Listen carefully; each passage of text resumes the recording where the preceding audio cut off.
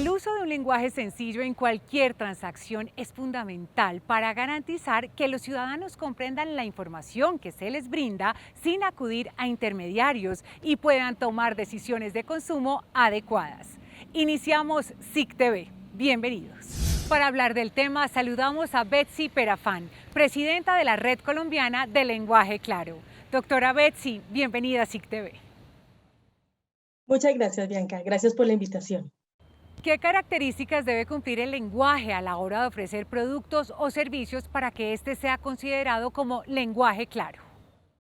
Cuando se va a ofrecer un producto o servicio, para decir que está presentado en lenguaje claro, lo que debería ocurrir es que el usuario puede encontrar fácilmente lo que necesita, lo comprende, entiende la información que se le está dando y sabe qué hacer con ella, ¿no? Y no me refiero solamente al contenido de la información, sino también a la estructura, al diseño, a cómo está presentado visualmente.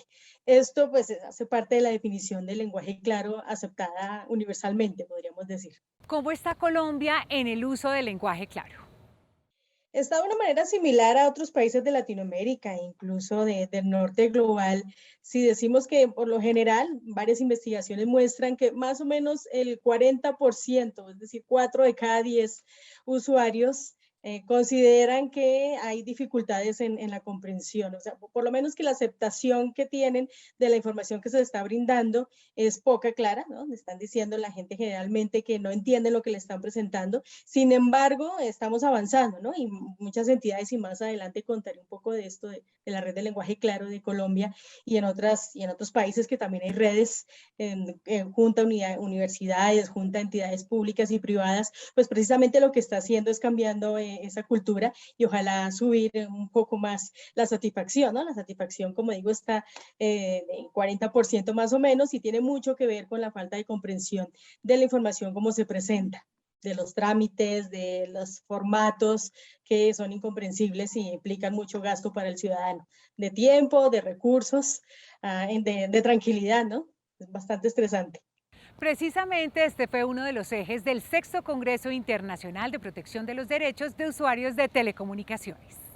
Además de la importancia del uso del lenguaje claro en la comunicación con los usuarios, en el Congreso también se analizó la implementación de los modelos preventivos de vigilancia en el sector de las telecomunicaciones, así como el uso de los entornos digitales para un mejor servicio al cliente. Estas temáticas fueron examinadas y contrastadas por académicos, autoridades, expertos en el campo de las telecomunicaciones y representantes de esta industria, quienes coincidieron en destacar la importancia de las acciones preventivas y de autorregulación por parte de los operadores. En el mundo no hay ningún organismo regulador que tenga los suficientes medios materiales y personales para que solo mediante el empleo del derecho sancionador pueda desarrollar una política eficaz de protección de los consumidores en estos sectores regulados. Para ello se tiene que acompañar de otras medidas de naturaleza preventiva. Quedó claro que estas acciones van encaminadas a una mayor protección de los derechos de los usuarios que cada vez requieren de información más clara y atención más eficaz, aspectos tenidos en cuenta en el modelo Prevensic, que desde 2019 ha buscado que las PQRs dejen de ser el único mecanismo para la solución de controversias.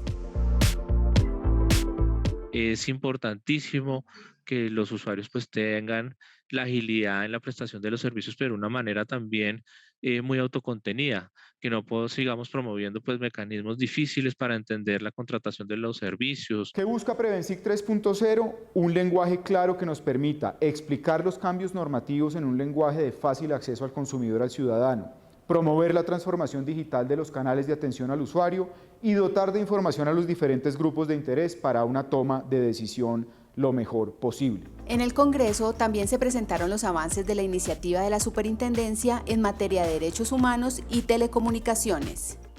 ¿Cuál es la importancia del lenguaje claro desde la política pública? Bueno, en general, cuando nos comunicamos en lenguaje claro, como ciudadanos nos queda mucho más fácil proteger nuestros derechos, ¿no? E incluso ejercer nuestros deberes, porque podemos de alguna manera comprender mucho mejor qué es lo que podemos y no podemos hacer, qué podemos reclamar, cómo podemos hacerlo, ¿no? Y saber si el Estado está actuando correctamente o no, conforme a la ley, por ejemplo, si podemos entender qué está haciendo y no siempre desconfiar del Estado. De hecho, pues otra ventaja importantísima del lenguaje claro tiene mucho que ver en general con las políticas públicas, es la eficiencia para el Estado, porque cuando el Estado no tiene que desgastarse tanto volviéndole a explicar al ciudadano cómo hay que hacer un trámite, por ejemplo, ¿no? Decirle, no, eso no era así, y el ciudadano tiene que volver a ir, volver a que le expliquen, y las entidades gastaron una cantidad de dinero y tiempo y recurso humano para volver a explicar algo, pues es bastante desgastante para también los funcionarios públicos, además de, como decía, perder la confianza en ellos. Entonces es una estrategia que permite esa cercanía, ¿no? Y que realmente se logre lo que busca la comunicación, y es que el otro comprenda. ¿Cuáles son las herramientas más importantes para la generación de un lenguaje comprensible para todos? Una manera es tener muy presentes las pautas o criterios. Algunas veces los presentamos como en tablas que pueden guiar un poco la identificación de cómo un documento está escrito, si en lenguaje oscuro, complicado, complejo, y cómo sería el lenguaje claro, ¿no? Porque lo que encontramos por lo general en los documentos es que están mal escritos, es decir, no tienen el orden lógico de una oración que nos enseñaron desde primaria, ¿no? Del sujeto, verbo, complemento. Hay un abuso de las comas, los párrafos son muy extensos, se va contra la misma definición de párrafo, ¿no? Que es una idea central que se desarrolla, ¿no? Hay muchas ideas y no se sabe cuál es la más importante. Los términos que se usan pueden ser muy desconocidos para el ciudadano promedio. No es que el lenguaje claro vaya contra los términos técnicos, por ejemplo, pero si me estoy dirigiendo a alguien que no tiene por qué conocer ese término, pues tengo que explicárselo, ¿no? Entonces, las pautas pues revisan eso, por ejemplo, que las frases no tengan una extensión mayor de 20 palabras, no es que no puedan tenerla, pero uno sospecha si una frase es más extensa, ¿no? Y dice, esto es probable que esté mal escrito. Que los párrafos no tengan más de 9 renglones, igual como dije con las frases, no es que esté mal, si está mal largo, pero uno sospecha, uno dice debe estar desarrollando probablemente muchas ideas. La idea es que se expliquen las siglas, que se expliquen los términos técnicos, si hay que usarlos, bueno, hay una cantidad de criterios, si hay ayudas visuales, ¿no? Porque eso también, como les decía en la definición del lenguaje claro, no solamente el contenido, sino también la estructura y el diseño. Entonces, si necesito tablas, si necesito dibujos, gráficas, porque ayuda a que el usuario comprenda mejor, pues tengo que usarlas. En general, hay una serie de criterios, pero todos llevan a que se pueda entender con una sola lectura, que no estamos pidiéndole al ciudadano que se devuelva porque no entendió, se le perdió el referente, ¿no? De quién me estaban hablando acá, porque ya me empezaron a decir otras cosas y se me perdió el sujeto de la oración, por ejemplo, que el ciudadano no tenga que ir a otros documentos para entender que la información que sea esté la necesaria, no haya más de esa, ¿no? A veces nos excedemos con las fuentes, con las normas, y no es que no haya que citarlas, pero hay que darles otro lugar, ¿no? Sí, nos parece importante eso, pero agobiar al ciudadano con una cantidad de normas, una cantidad de información que él no necesita saber, y además entre tanta información no encuentra la respuesta a su pregunta, pues entonces el documento pues está mal escrito, ¿no? Entonces las herramientas que tenemos, una serie de pautas, como digo, no solamente frente a la redacción, también en la oralidad hay pautas de comunicación en lenguaje claro, pero todas van enfocadas a que efectivamente se logre el objetivo de que el otro comprenda. Doctora Betsy, muchas gracias por habernos acompañado en SIC TV. Gracias a ustedes, un placer estar acá. ¿Ya hacen parte de nuestra conversación en redes? Súmense. En Twitter somos @SICSuper. Hacemos una pausa y ya regresamos.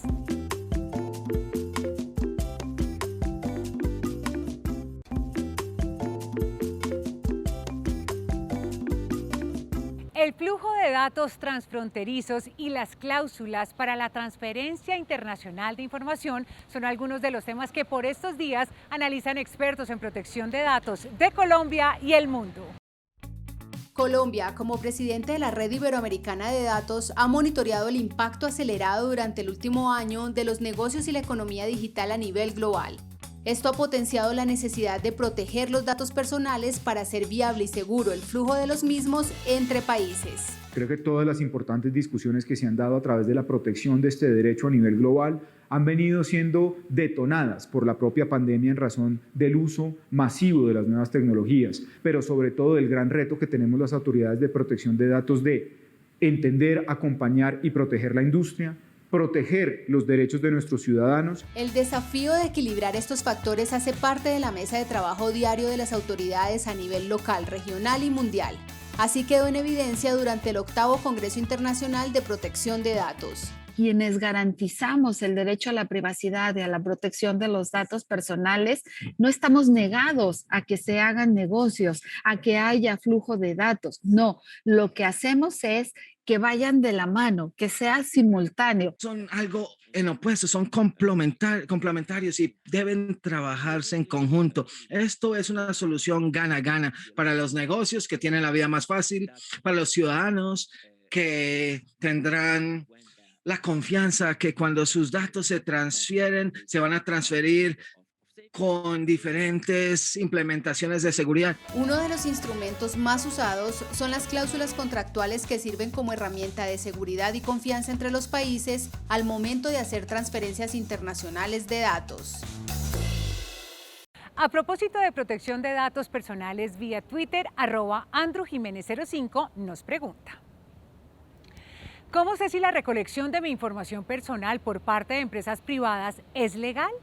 Andrés, entre otros requisitos, quien recolecte tu información personal debe solicitar tu autorización expresa para recolectarla y tratarla, contarte para qué la está recolectando y cómo será usada, e indicarte cuáles son tus derechos como dueño de esos datos. Si la empresa que recolecta tus datos personales no cumple con estos requisitos, está vulnerando la ley.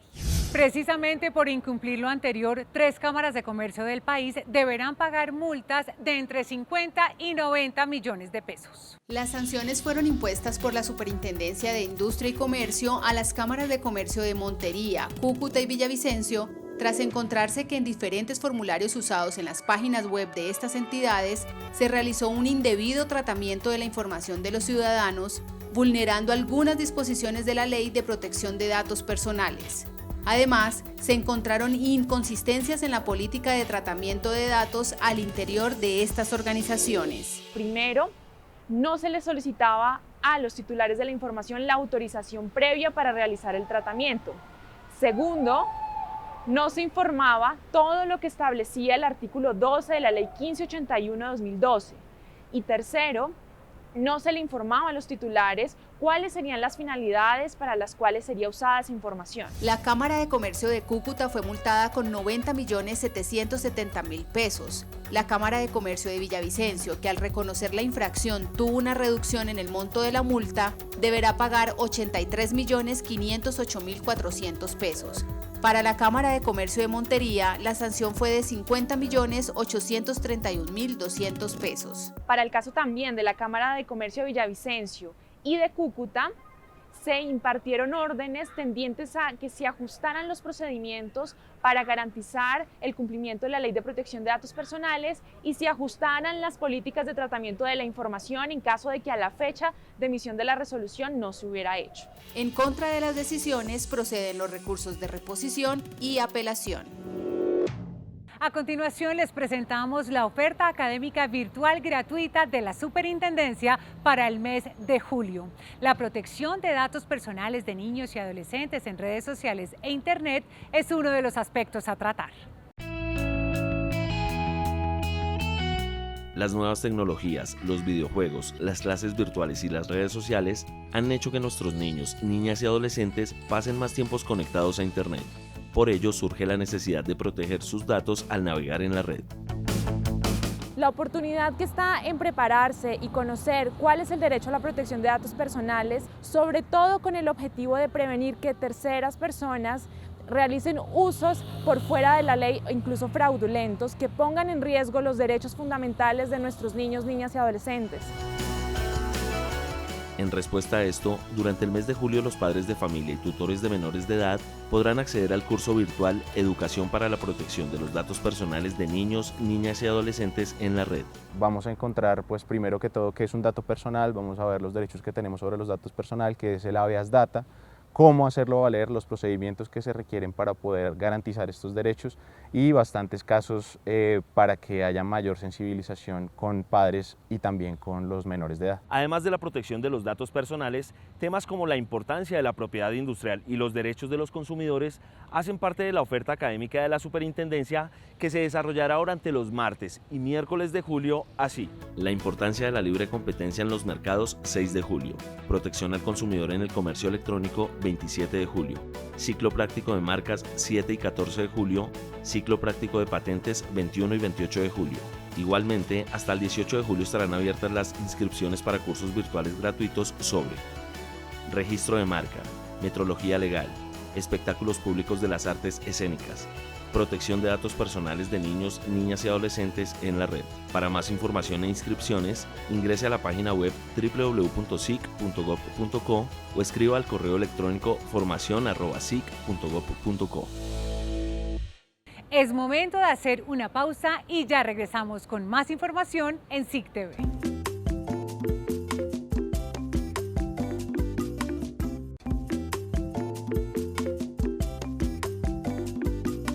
¿Cómo han evolucionado las oficinas de propiedad industrial e intelectual en Colombia y el exterior? Expertos nacionales e internacionales se dieron cita esta semana para hablar al respecto.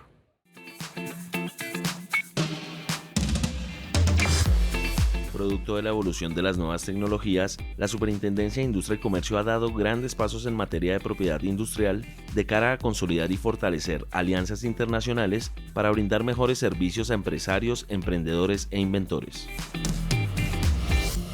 La Superintendencia y la Oficina Nacional de Propiedad Industrial dejó de ser ya desde hace mucho tiempo una entidad en la que simplemente se registran los derechos, una entidad en la que se cumple meramente funciones registrales, sino que cumple funciones de difusión del sistema de propiedad industrial, se articula con las entidades institucionales y otras instituciones.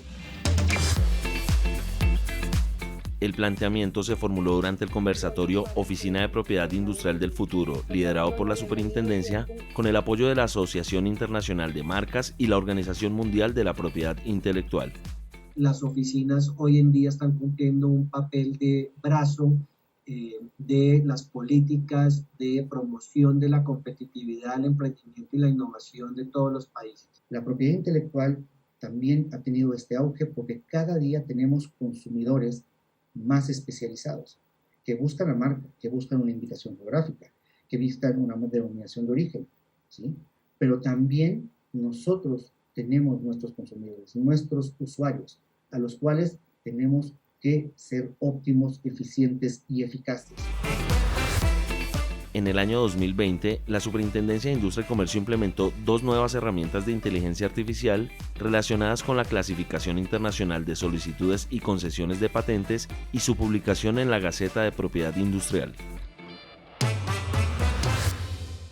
Están abiertas las inscripciones para el 7º Congreso Internacional de Derecho de los Mercados. La invitación para asistir al evento virtual y gratuito, liderado por la Superintendencia de Industria y Comercio los días 8 y 9 de julio, está abierta para la comunidad jurídica, académica y para todos los interesados en derecho de los mercados, con la finalidad de que profundicen sus conocimientos en la temática central del Congreso. ¿Cuál es esta? Temas de competencia desleal, temas de propiedad industrial y temas de violación a los derechos de los consumidores. Y un componente muy importante es que también se trata de asuntos procesales que son transversales a las tres materias que acabo de señalar. Los conferencistas de alto nivel nacional e internacional hablarán sobre aspectos como las interpretaciones prejudiciales y las pruebas electrónicas en los procesos, entre otros. Contamos con el profesor Rafael García, que nos va a hablar de AdWords en la competencia desleal. También nos acompaña el profesor Anso Tato, quien va a hablar de la publicidad comparativa. Estos apenas por señalar algunos. Tenga en cuenta que aunque es un evento abierto al público, el Congreso Internacional de Derecho de los Mercados tendrá cupos limitados. Si desea ampliar información e inscribirse, ingrese a la página web www.sic.gov.co en la opción Eventos. La Comunidad Andina y la Superintendencia lideraron esta semana un panel virtual en el que se analizó el control de las integraciones empresariales como herramienta para la protección de la libre competencia y de los consumidores. Con miras a contribuir a la reactivación económica en Colombia y la región y proteger la libre competencia, la Superintendencia de Industria y Comercio puso a disposición de los empresarios del país diferentes mecanismos de fortalecimiento para sus negocios en medio de la pandemia. Como el señor fiscal mencionaba, nosotros en Colombia también tenemos un instrumento de protección y apoyo a empresas que se encuentran en una situación difícil, que es la excepción para la empresa en crisis. Y esta figura pues nos posibilita que la operación de integración, a pesar de que potencialmente produzca un efecto anticompetitivo en el mercado, en circunstancias normales pues daría lugar a una objeción, pero que ante la posibilidad de que la empresa sobreviva y darle una inminente salida, pues es un recurso interesante. Este y otros aspectos de protección de la libre competencia y de los consumidores fueron abordados por diferentes autoridades latinoamericanas durante el conversatorio virtual liderado por el Instituto de Defensa de la Competencia de Perú, Indecopi. De lo que se trata es de evitar la acumulación de poder en el mercado de ciertos grupos económicos en aquellos casos donde podría, a través de esta concentración, reducirse la competencia y la competitividad y afectar el bienestar de los consumidores. En Colombia, desde octubre de 2018 a junio de 2021, la Superintendencia de Industria y Comercio ha analizado y emitido conceptos en más de 480 operaciones de integración empresarial. Es momento de conocer dónde estará esta semana la ruta del consumidor. Preste atención y sígale la pista al bus. En el Huila, la ruta del consumidor llegará a Acevedo y Suaza. En el departamento del Tolima, arribará a Fresno y Herveo. En Antioquia, a Cañas Gordas y Santa Fe de Antioquia. Y en el Magdalena, a Fundación y Aracataca. En Santander estará en Suaita y en Boyacá, en Chitaraqui. En Bogotá, una carpa de atención ciudadana estará en el Museo de Arte Contemporáneo, en el barrio Minuto de Dios, ubicado en la localidad de Engativá. Chat para asesoría en línea y videollamadas en temas de propiedad industrial e información general son algunos de los canales de atención no presencial dispuestos en la página web de la Superintendencia de Industria y Comercio. Acceda a ellos para obtener asesoría de manera gratuita. Nos despedimos por hoy. Los esperamos el próximo domingo a las 8 de la noche aquí por Canal Institucional. Hasta pronto.